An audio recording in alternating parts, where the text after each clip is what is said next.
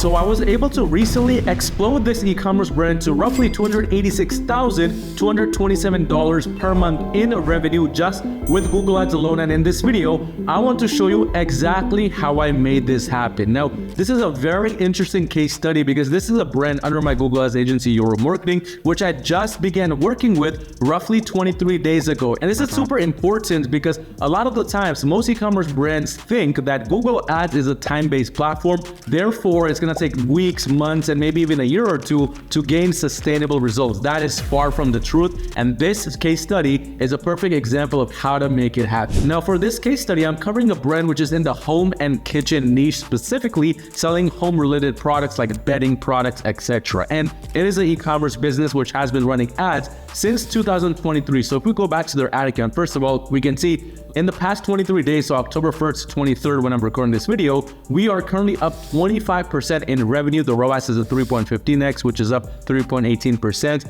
Ad spend is up to 90,000 Australian dollars in just a 23-day period, which is again up 21%. So things are looking very good for this e-commerce brand. But if we go ahead and change it to all time, we can see this brand has been on Google for not too long. Just in 2023, middle of 2023 is when they really started to go hard on Google Ads. And 2024 is basically the turnaround year for this brand when things really started to take off. Now, there were a few problems this brand was facing during this point, which is why, first of all, we started working with them, but also you can see right here, the revenue started to dip down. But basically, this brand has been running ads since 2023. The average order value for this brand is roughly $220 US.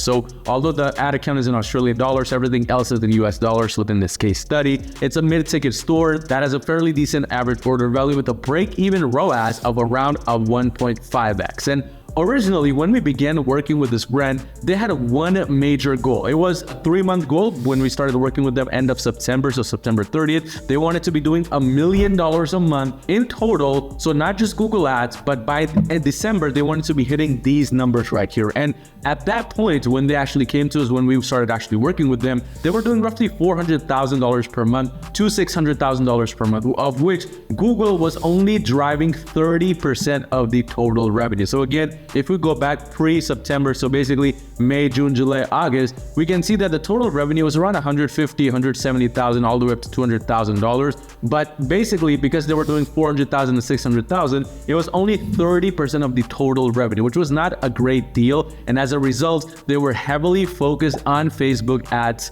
for traffic. And although this was fairly profitable with Facebook ads, the overall competition was increasing very, very heavily for this product because they can be easily sourced by dropshippers as well. So the target ROAS for this brand was roughly a 3x to a 3.5x because the break-even was on the lower end. Anything above a 3x ROAS meant great profitability for this brand. And they had one major goal along with the $1 million per month goal in mind, and that was to scale internationally. They had the ability to ship internationally and they wanted to do it very quickly with Google Ads. But now we get to the interesting part.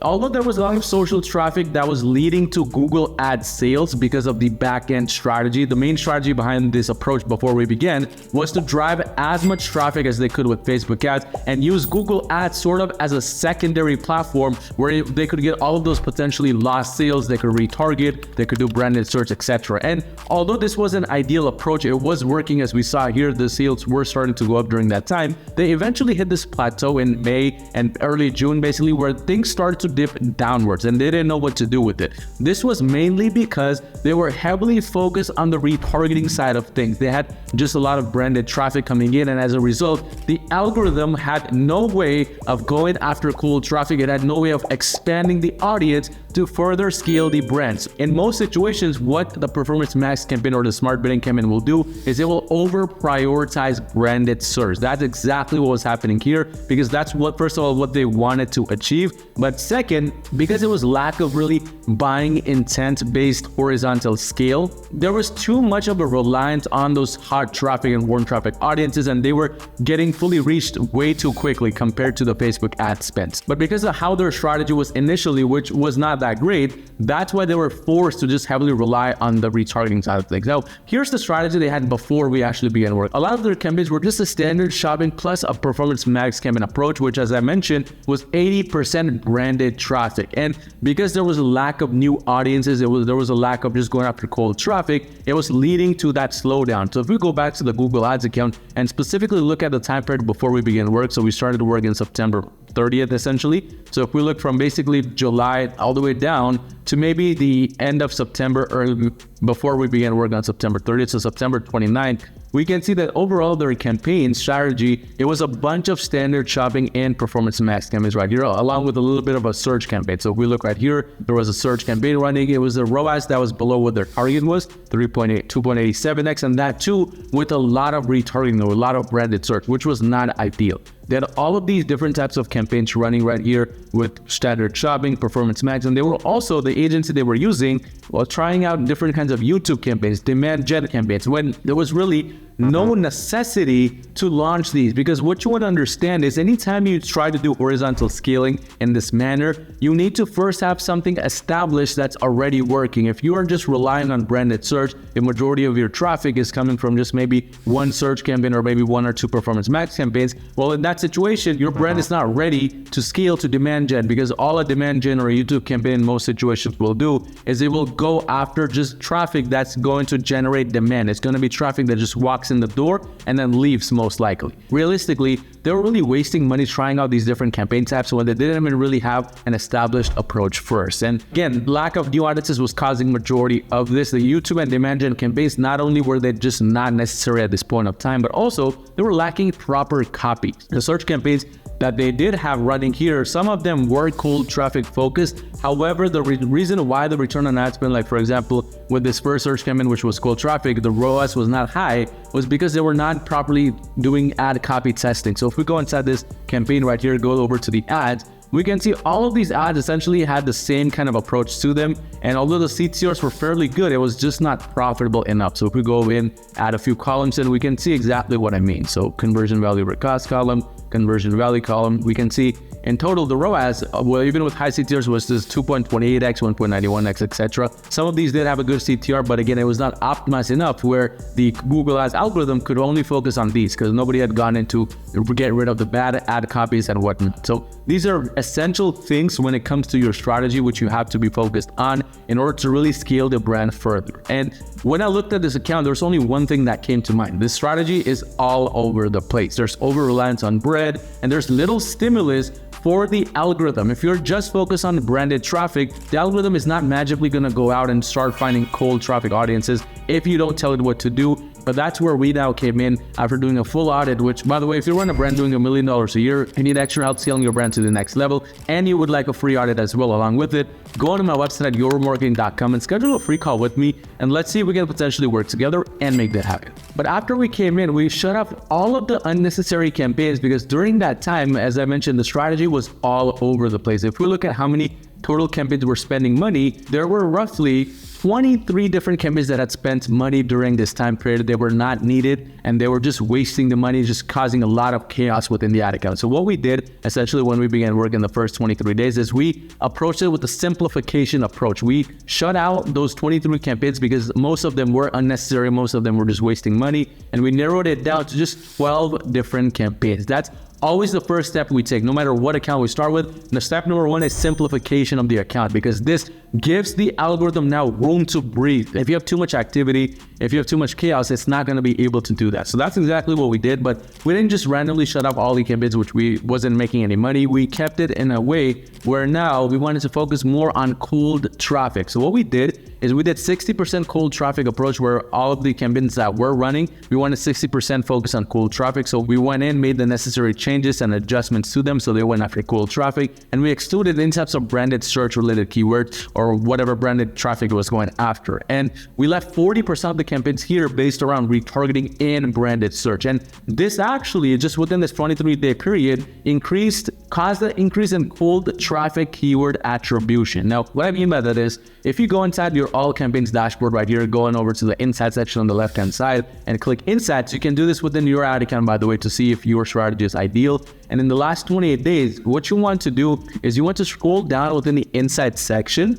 until you get to the keyword section. The keyword section is very valuable because it gives you insights into what keywords are getting you sales, what's cold traffic, what's not, how it's improving, etc. So if we look right here, all of these are keywords which are basically getting us sales. Now, the first keyword, it's related to the product itself. It's sort of a branded keyword, which is increasing, but that's expected because their Facebook ads sales and traffic is also increasing. They're going very hard on Facebook now. They're increasing budgets, etc. But if we look at the third, fourth, and fifth, these keywords right here, we can see that there's been a very drastic change in just the last 28 days alone within these keywords. 10% up, 34% up, 81% up in terms of conversions from this keyword. These are cold traffic keywords, which we wanted to go after, but before, because there was so much heavy reliance on the retargeting side, only the first two were going up, which were retargeting based keywords. And this is super important because now all these new keywords are starting to gain momentum. They're 104% up, 197% up. And these ones which are retargeting based,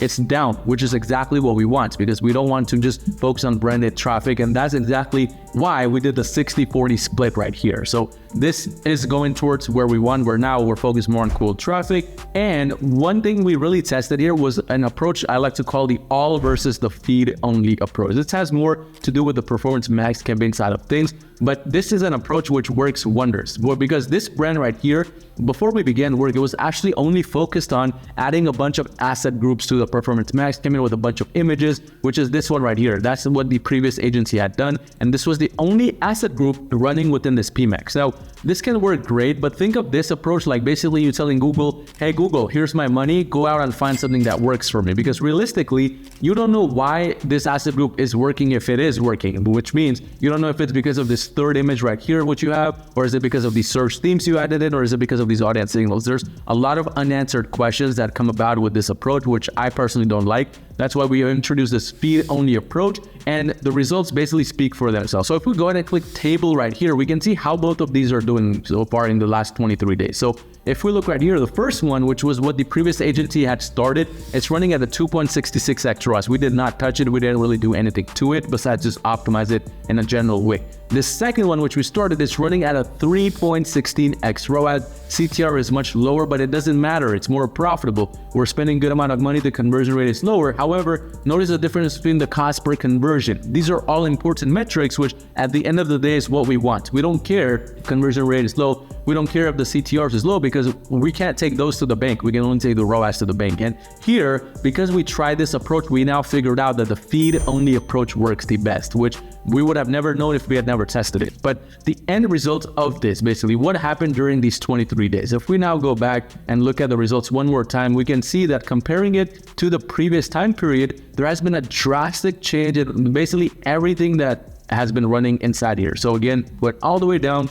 In total, we're up 22% in terms of the ad spend, which is what we want. CPCs are increasing, but that doesn't matter again because we're more profitable. Our cost per conversion has slightly increased, but again, our ROAS has increased along with it because now we're targeting more products which are higher average order value products. There's more segregation here, so it allows for that. Conversion value is up 25%. Conversion rate in the last 23 days is also increasing. So everything is increasing as we would want it. And this has caused now the underperforming collections to basically compete with the top two, because previously this brand had some collections in there which were really not working that well, which they had kind of just avoided looking at or avoided scaling because it had never shown demand. And we were able to change that now because of this segregated approach, because of this approach based around specific campaigns and where the product is within the funnel. But this has led to now more room for us to scale, which is the beauty of this. But again, if you run a brand which does over $1 million a year, which is around $70,000 to $80,000 per month in revenue,